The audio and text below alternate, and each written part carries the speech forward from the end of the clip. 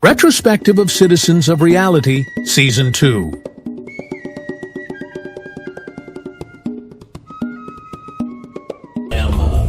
I feel good to be in the presence of other positive black people. You know what I'm saying? It's been a long time since I've had an opportunity to kick it with other brothers of age, you know what I mean, as far as wisdom, and not be a family member or some young dude that I see out on the street that I'm trying to give some advice to. To everybody, I say welcome to our forum called Citizens of Reality. What is knowledge not shared? It's knowledge lost. I don't think that Obama was set up in order for 45 to make it in. I think what happened is that right. I think that with every presidency, being that the first and foremost, the reality is this is going to be a capitalist. It's going to be a capitalist, whether it's a Democrat or Republican. It's going to be a capitalist in charge, and I see that division as far as really.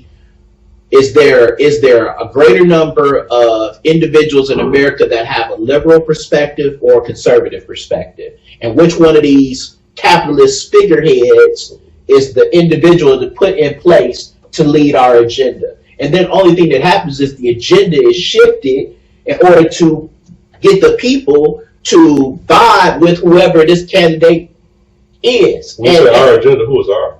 The agenda is the actual individuals that run the government.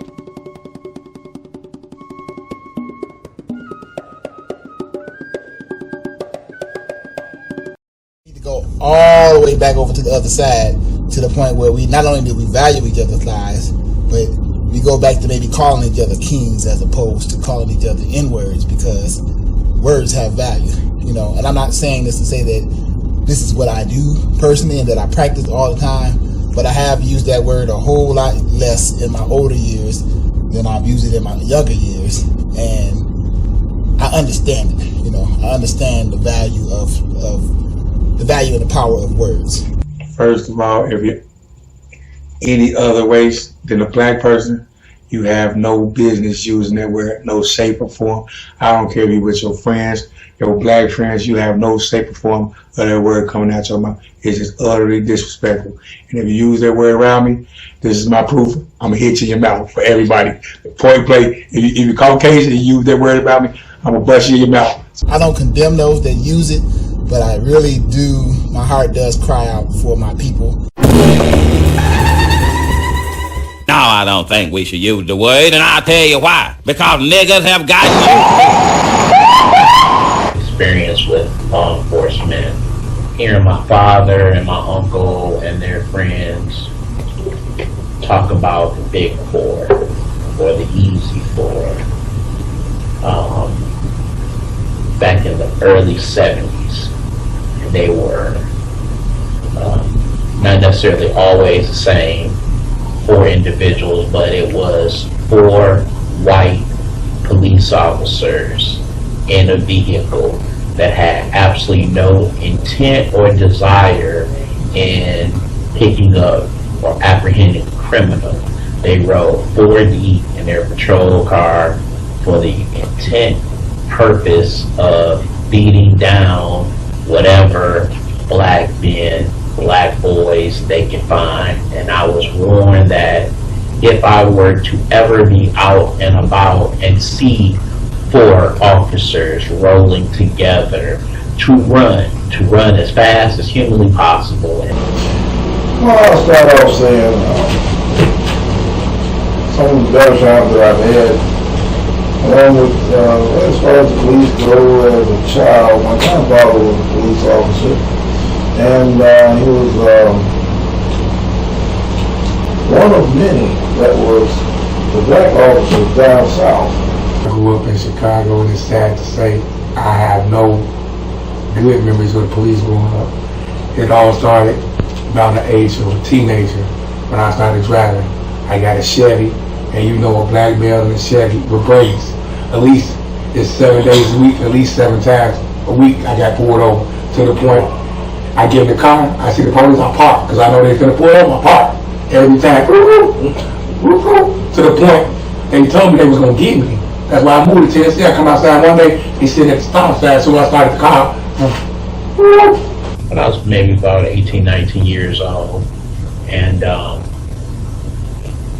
it was a liquor store on Jefferson, kind of close to Belle Isle, that would allow us to buy alcohol without being carded.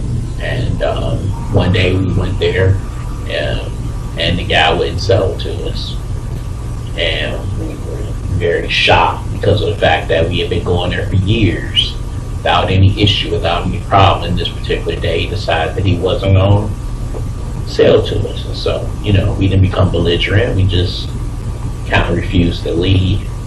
And the only thing that was different was that there was a white guy that we made the false assumption was homeless. He revealed to us that he was an undercover police officer, and he proceeded to buy for us.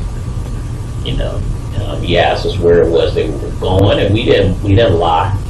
Told him we were going to take it. We were going to go to Belle Isle. We were going to try to talk to some girls. We were going to drink and so forth and so on. And he showed us his badge. Told us basically don't get in any trouble, and he told the guy, go ahead and sell it to us. Traffic stopped on the freeway. I stopped a few seconds later. Damn! So I called the police. I was scared to death.